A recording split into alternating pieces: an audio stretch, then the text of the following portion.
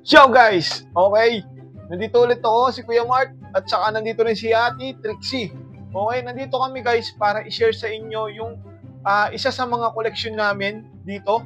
Okay, way back from 2018 or 2017, si Ate Iya pa lang yung anak namin ni Ate Giselle. Okay, eto guys, isa sa mga gusto ko na naging collection namin. Kasi kung bakit? Kasi itong collection na to ay nire-represent niya yung Philippines. Oh my God! Wow! Okay, yung Philippines kasi alam niyo naman, sariling atin. Bola lang yan. Okay, sariling atin to guys. Okay, ano ba to? Ano ba tong collector? Ano ba tong collectibles Hoy, dahan-dahan ka na pagsasalita dyan. na to? Ano ba yung collection na yan? Ito ay from Jollibee na ang nirepresent niya ay Philippines. Ito ay tinatawag na Jolly Pinoy Collectibles, guys. Ito siya. Ito. Ito si Curly, guys. Si Curly, isa sa mga nagtitinda ng sorbetes. Yan o. Jolly Pinoy Collectible. O, yan. Nagtitinda siya, guys, ng sorbetes. Okay? Ayan. May tutorial din yan sa likod, guys, kung ano yung gagawin dito. Okay? Eto pa. Meron naman ako dito, Siam. Siam, guys. Ayan o. Yan. Isa siya sa mga nagtitinda. Hindi siya nagtitinda. Nangangabayo, nangangalesa, guys. Ayan o. Kung napansin nyo, ito yung mga sinasakyan natin nung araw. Ngayon kasi, puro pangkaraniwan na kotse, di ba? Mga mayaman yung mga tao ngayon eh. So, sumunod. Si Popo. Si Popo. Ano ba si Popo? Siya yung may-ari ng kalabaw, guys. Ayan o. Ayan. Wow naman! Wow! Karabaw. O, di ba? Napakaganda, guys. Tiyan mo. At may mga nakasulat pa sa likod niya, guys. Oh. Ayan. Oh. Ayan. Di ba? Astig eh. Sa mga Jollibee collections kasi, guys, yung mga Jollibee collections ngayon, puro mga silyado lang ng plastic. Bibihira yung mga nilabas na buy box. Kasi, ang pangaraniwan na nilabas na buy box ay mga pangkupap. Okay? Although marami siya sa market, mabibili mo talaga siya agad-agad. Ito, medyo wala na eh. Ito naman sumunod, guys. Yan, si Hetty. Si Hetty at saka si Jollibee. Kita nyo naman si Hetty. Ano ba yung ano niya? Bangka. Okay? Bangka.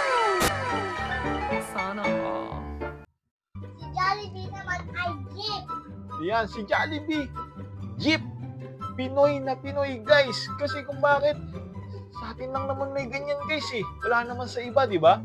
Kaya, para sa akin, ito yung collection na gustong gusto ko. Kasi, nire-represent niya yung Philippines. Okay? Kung saan tayo nagmula. Okay? Yung iba naman kasi, magaganda talaga. Like, Funko Pop. Magandang koleksyonin. Ito kasi, guys, ang hirap din kasi nitong hanapin kung bakit wala na rin kasi yung mga box nito. Pangkaraniwan, mabibili mo pa naman yung item. Pero wala na yung pinaka-box niya. Okay? As a collector, syempre, mas gusto natin yung may box. Ngayon, kung wala na, tapos kinolekta mo pa rin, gusto mo pa rin mabuo siya, okay lang yun. At least nabuo mo pa rin.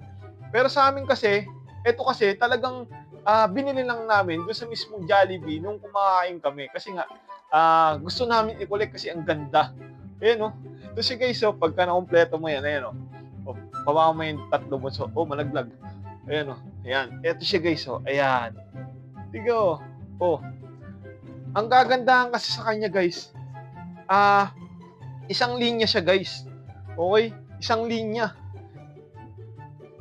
Kaya ganito yung mga gusto namin ng mga talagang ino-collect. Yang ganyan ng mga items. Ang mahirap lang dito guys kasi kung gusto mo talaga na hindi siya masira, hindi siya masayang, wala kasi siyang nabibili na acrylic na fit sa kanya eh. Pero pwede mo siyang lagyan ng acrylic case, pagawan mo na lang kung ano. Kasi sa amin, ang ginawa namin, plastic cover para maganda talaga. Ayan o, silyado. Simula nung nakuha namin to ng 2018 or 2017, hindi ko alam kasi kung kailan namin nakuha to eh. Alam ko nasa ganun lang eh. Or 2016. Basta, alam ko 2 to 3 years old lang si Ian nung nakuha namin to. Okay? Kita nyo naman guys, napakaganda pa niyan. Ang ganda pa ng condition. Yun lang. Maganda pa din yung mga dating mga item. Katulad ng mga collection ng na coin bank. Yung mga old coin bank. Yun talaga, kahit ako hinahanap ko rin yun kasi kahit na hindi ko naman masyadong inabot yun kasi yung as a vintage, as sikat, mas gusto ko din. Ito kasi, ito yung inabot ko. Ito yung talagang nakolek ko nung bata pa lang yung anak ko. Okay? Ito.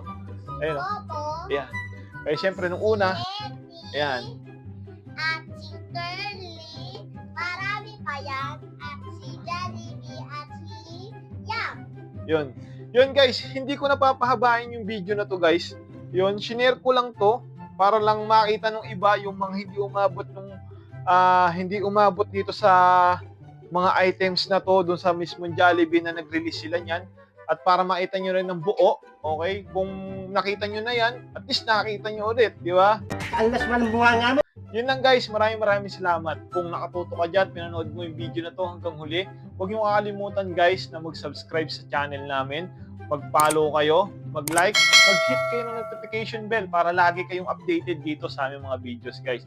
Yun lang guys, magpapaalam na ako. Ako ulit si Kuya Mart at ito si Ate Trixie. Ate Trixie. Maraming salamat guys at isa lang masasabi sa inyo, laging magpasalamat kay Lord at thank you sa panonood nito and God bless. Goodbye.